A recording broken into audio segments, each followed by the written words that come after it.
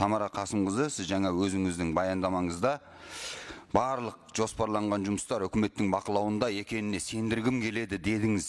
Мен де сенгім келеді, бірақ сене алмаймын. Өйткені өз сөзіңізде депутаттардың ұсынысы ескерілді дедіңіз. Менің сөзімді қаперін алып жатқан министрлік өкілін әлі күнге көргенім жоқ. Әне күні ең болмаса мәмсіз тоқтата тұрайық дедім. Оны ешкім ескермеді. Бір апта бұрын тағы да Ақтоғай елді мекенінде Жүнісбек Мирхат Талғатбекұлы деген 1994 жылғы жігіт қайтыс болды, ауруханаға жете алмай. Содан кейін сіз баға 15%-дан аспайды дедіңіз. Бұған да сену қиын.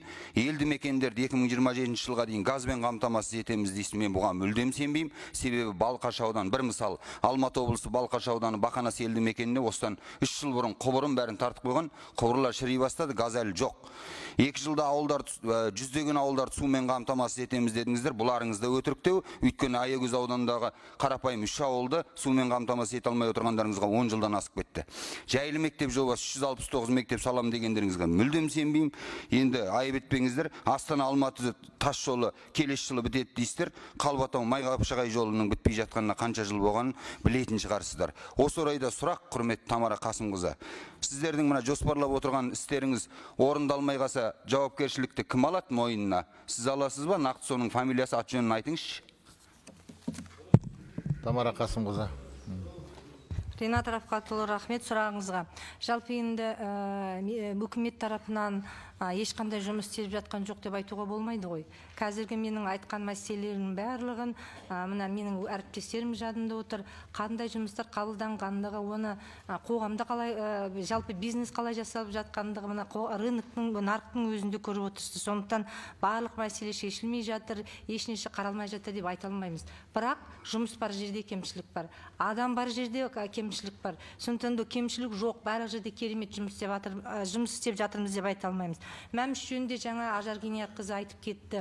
Біз дұрыс айтасыздар. Бізде 2 пакет бар. Біреуі сақтандыру пакеті, біреуі жаңа мемлекеттен кепілдендірілген пакет. Енді қазір айтып жүрсіңіз, мемлекеттік мына заңға өзгеріс енгізу жөнінде Ажар Гениатқызы өздеріңіз алдарыңызға келеді. Жалпы халық кепілдендірілген пакет не екендігін, сақтандыру пакеті не екендігін, ара жігін біліп отыратын, ол жаңа қайсы фондтан төленетінін айтып отыратын болады, көріп отыратын болады. Оны толық қазір сіздердің алдарыңызға заңмен келетін боламыз. Басқа мына газификация жөнінде, сумен қамтамасыз ету жөнінде менің әріптестерім жаңа өздерінің жауаптарын берді.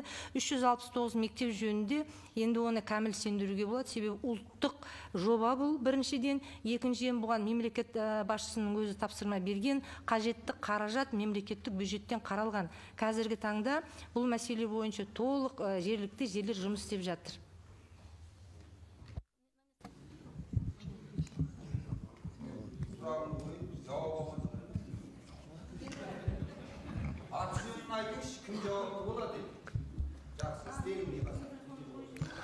Тамара Қасымқызы, микрофон.